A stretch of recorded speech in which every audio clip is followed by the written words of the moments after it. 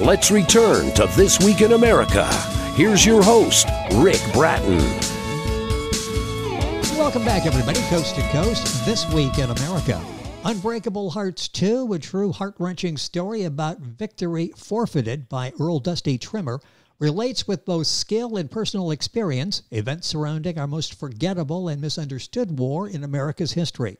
It brings it all home with his down-to-earth style and considerable knowledge. In Unbreakable Hearts 2, Dusty dives into the Vietnamese history and culture, skillfully bringing the reader into understanding our Vietnamese enemies' amazing resolve. Earl Dusty Trimmer was a combat infantry soldier in the Vietnam War, 1968 and 69, considers himself still a soldier. As a combat infantryman, he often walks at the head of the combat mission as the point man during the bloodiest year of the Vietnam War, 1968. Since his return from Vietnam in 1969, he's faced near-death run-ins almost as often as he faced them in Southeast Asia. After suffering a 2006 collapse in a Cleveland VA, he filed a claim for PTSD. His quality of life has continued with detours and denials. So he wrote books about it, the most recent one, Unbreakable Hearts 2. And Earl Dusty Trimmer joins us on This Week in America.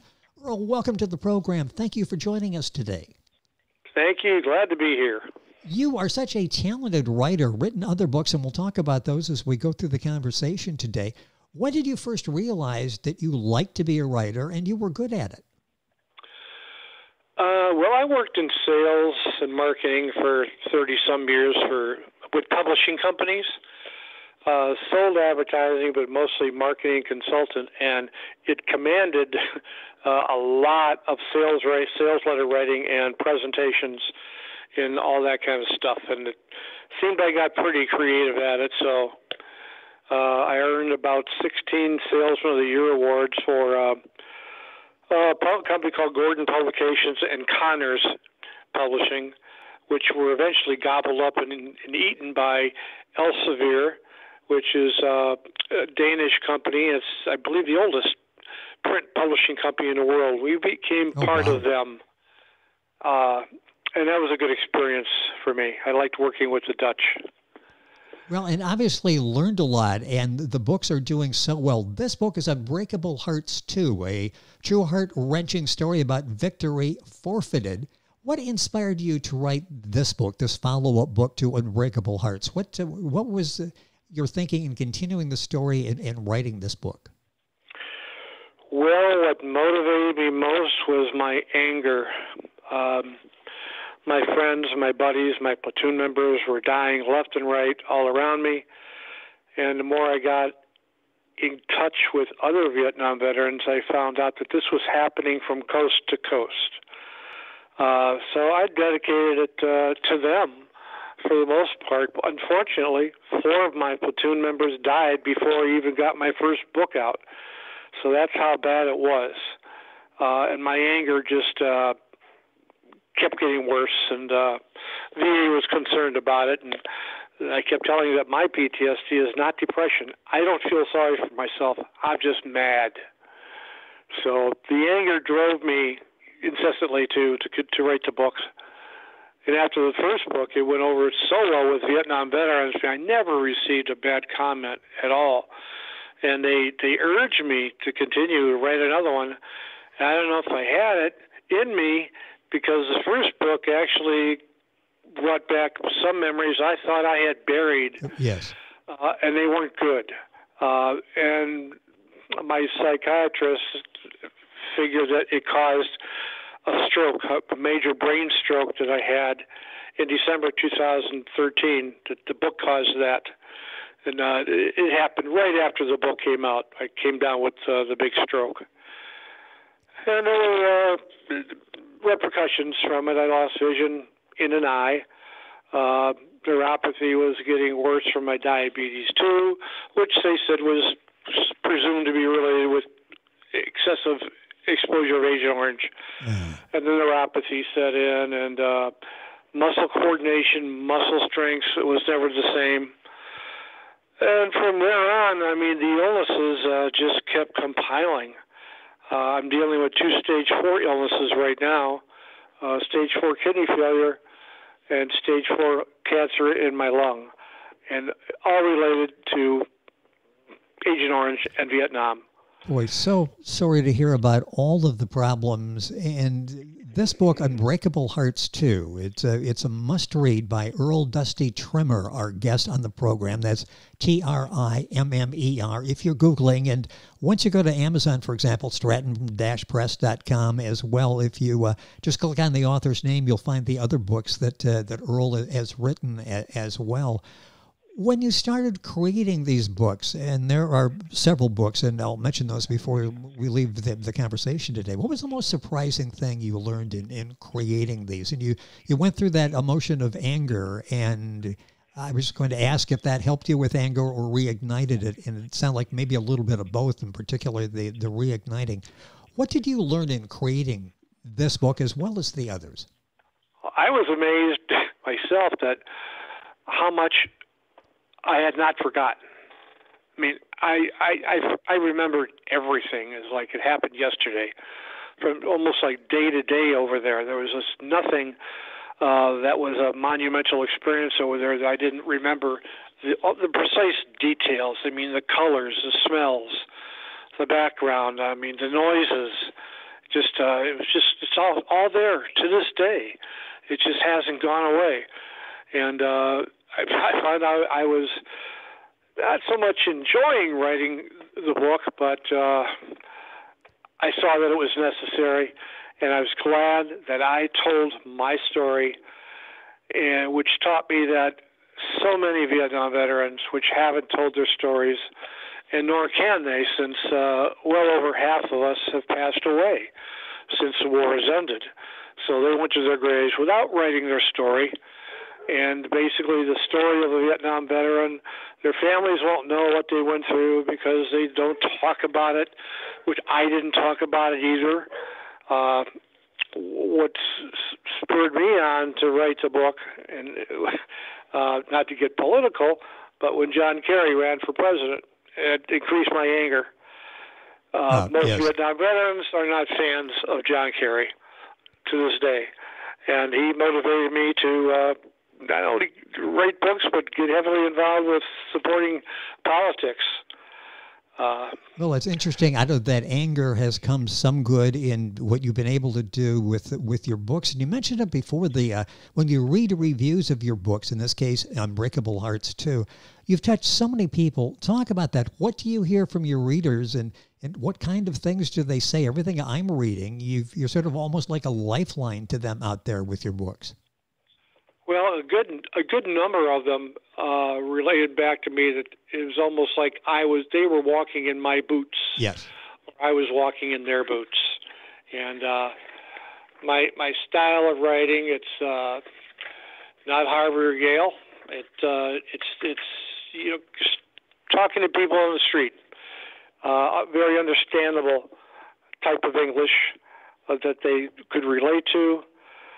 And they felt like they knew me. And lo and behold, I've developed hundreds of relationships or acquaintances by Facebook, on the phone, and from the books because of the books. And we've stayed in touch since the very first book. A number of them. I received 3 calls this week from Vietnam veterans who read my first book, and they're after my last one to get a hold of it. So, and I mail them all out, of course, and lots of times I don't charge them if they're not able to pay for it. Earl Dusty Trimmer, our guest on the program. The book is Unbreakable Hearts 2. You'll find it at the publisher stratton-press.com, of course, Amazon, the usual places. When you're presenting a story like this, what in your mind makes a good story? You want to hold people's attention while at the same time you want to be authentic. You want to have that relatability, which you do.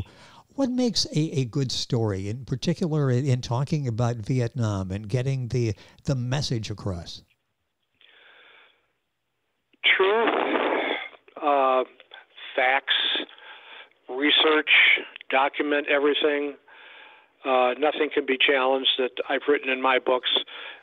People have different opinions, of course.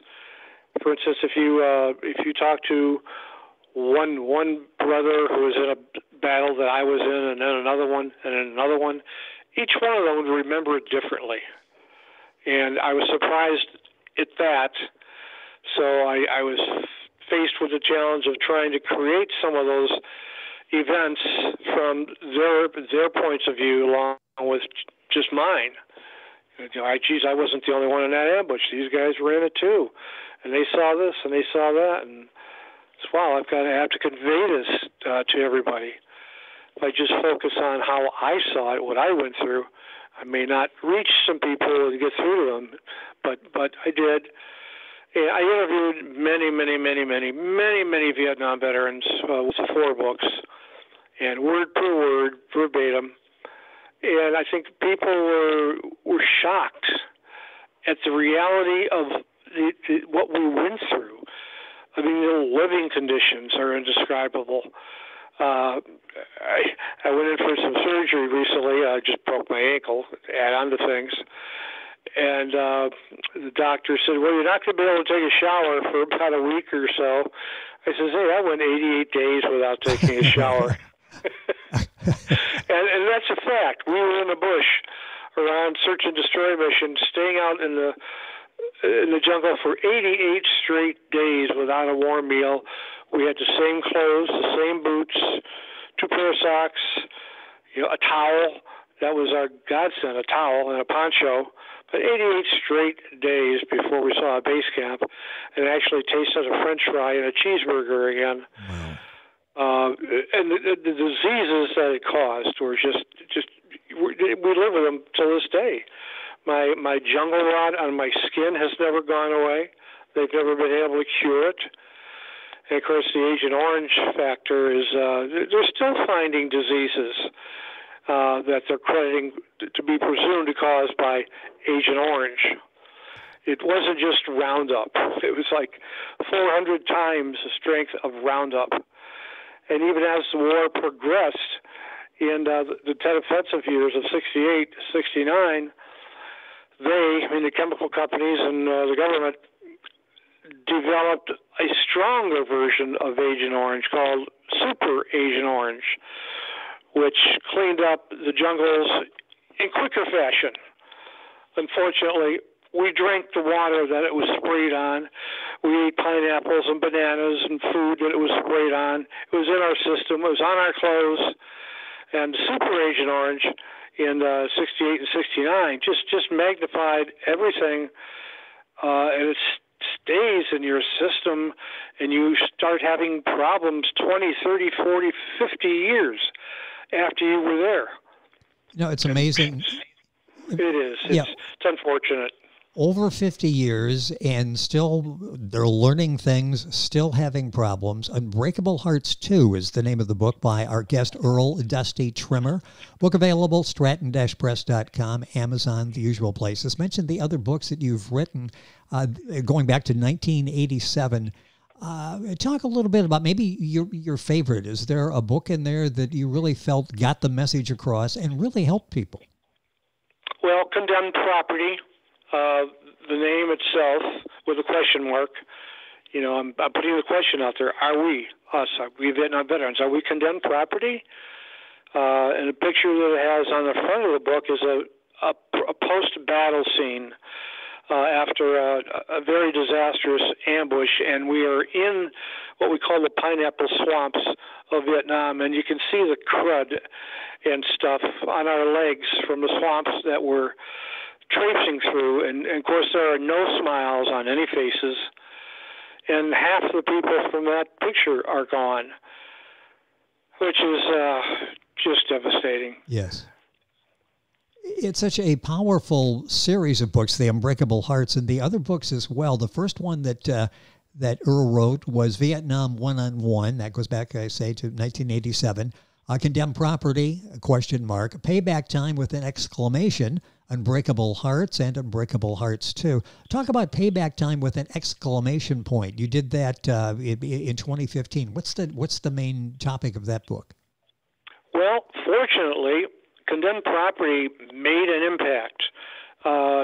It caused responses from people like Pat Sajak, Gary Sinise, a number of other celebrities in lesser stage, but because they were Vietnam veterans, and they encouraged me to write another book, as did pretty much everybody else that read the book and took the time to write to me. It was amazing how many Vietnam veterans took the time to write me a long letter regarding the book. They didn't go on Amazon and put a review on there. They wrote to me. Even though I received, I think, 40 reviews for Condemned Property, but I've received hundreds of letters. I have them all, and I go through them every now and then. And, of course, I have them all in my database that are still living, of course. Yes. And every week or every month, another one dies from similar such illnesses that I have. My situation is not unique. It's just very common. Prostate cancer, lung cancer. It's just very, very common.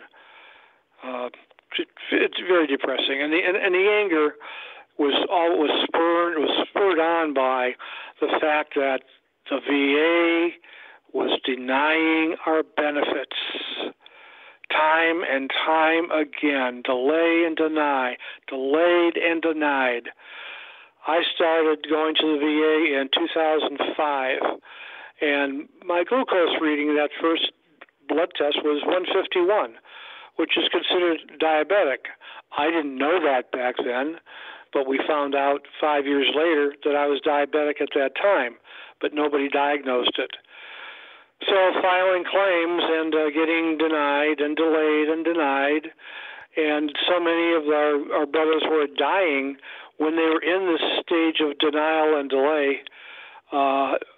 I can't begin to tell you the anger that caused. I had dreams, nightmares of doing terrible things to the VA, of course, of which I wouldn't have carried out any of them.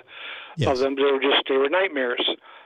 But they happened in my nightmares, and geez, they almost seemed like real. I was going down there and getting revenge and stuff like that, and and I heard all the stories from other veterans going through the same thing. We caught compensation and pen physicians lying on their reports of the physicals and the analysis of our conditions and stuff. They basically lied. It's almost like, it's actually been proven since that they were on a bonus system. Turn down, deny them as much as you can, you'll get a bonus. And that has been proven. It did happen back in the worst years. The peak years were during the administration before Donald Trump. The record number of over 660,000 appeals were on backlog for health care benefits applications. And we talk a lot about trying to face this, change it. We owe you more than that. Now, do you see any change? Is it any better now than during that period? Well, not to get political again, but the man called Mr. Donald J. Trump, when he left the administration, when he was done, at peak level, that ungodly number of 600 and some thousand veterans on appeal denials and delays was down to 60,000. And he managed to fire people at the top that people were insisting they couldn't be fired. It was the government. It was the VA. Can't get rid of them. He did. He put the fear of God into them and changed so many things. And one of the reasons I wrote Unbreakable Hearts 2 is because I felt that he deserved to be credited for what he did. So I put in a 36-page chapter dedicated to him, documenting pretty much all the things that he got past, things he got for us, and I sent a copy of the book to him. He wrote back to me and thanked me, and he said, I'll hear from him again. I've written him again since he's been out of the presidency. I haven't heard back from him, but I expect to. He actually wrote back to me 3 times. which is amazing because I've written to every president that I can remember since I've had an interest in politics, back to me, except him. He was the first. It's just an amazing story, and hopefully we're going to see some progress rather than just lip service. And we had that for years, and hopefully that continues. But the time is going by so quickly. Our guest on the program is Earl Dusty Trimmer. His book is Unbreakable Hearts 2. Was there a particular scene that was difficult for you to write? I mean, there's so many as you're reading, you're thinking, boy, that has to be difficult to go into, to bring that back to life in your mind again. What was the hardest scene for you to relive in your mind as you wrote Unbreakable Hearts 2? Well, there were obviously a number of battles that we were in.